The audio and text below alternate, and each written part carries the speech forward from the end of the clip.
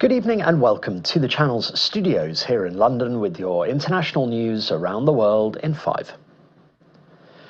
The White House spokesman John Kirby has said the US does not believe Israel has launched a full-scale invasion of Rafah in southern Gaza. He spoke hours after Israeli forces reached the center of the city and reportedly seized a strategically important hill overlooking the nearby border with Egypt. US President Joe Biden said this month he would limit weapons supplied to Israel if it entered the population centers of Rafah, where hundreds of thousands of civilians are still believed to be sheltering. Mr. Kirby was also questioned about an Israeli strike and a resulting fire that killed at least 45 Palestinians, many of them women and children, at a camp for displaced people on Sunday. We have been, I think, very strident in our condemnations about the deaths of innocent civilians. These deaths are not excused from that. But we have to understand what happened here. There's going to be an investigation. They've already said it was a tragic mistake. They're looking into it. They have been able to investigate themselves and hold people accountable in the past. We'll see what they do here. One of the things that we've talked about with the Israelis about the manner in which some of these operations are being conducted is the real danger that Israel itself could become further isolated from the international community. Early investigations into severe turbulence that hit a Singapore Airlines flight last Tuesday reveal it dropped around 178 feet in over 4.6 seconds. One British passenger died and dozens more were injured when the London to Singapore flight encountered the turbulence over Myanmar and had to make an emergency landing in Thailand.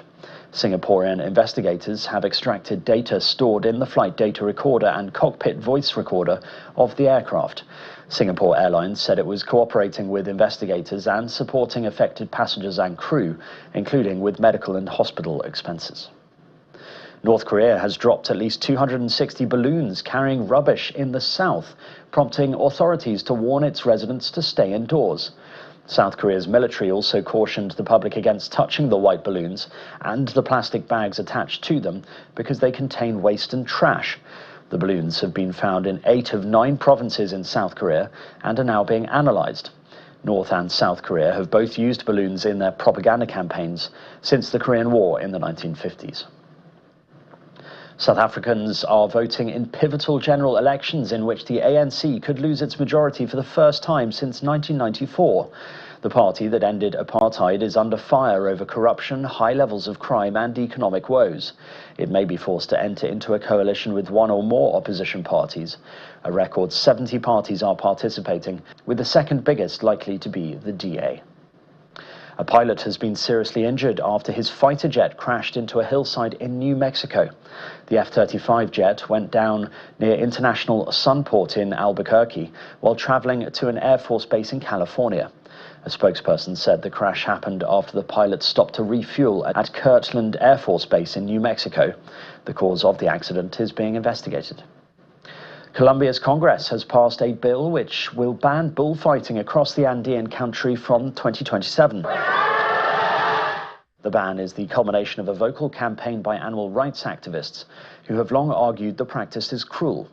Bullfighting was introduced in Colombia by the Spanish during colonial times and became very popular, drawing thousands of spectators to large bull rings in cities such as Bogotá, Medellín and Manizales. The bill still needs to be signed by the president, Gustavo Petro, but as he has backed the ban, this is considered to be a formality. And a study has found ancient Egyptians appear to have carried out surgery on people with cancerous cells.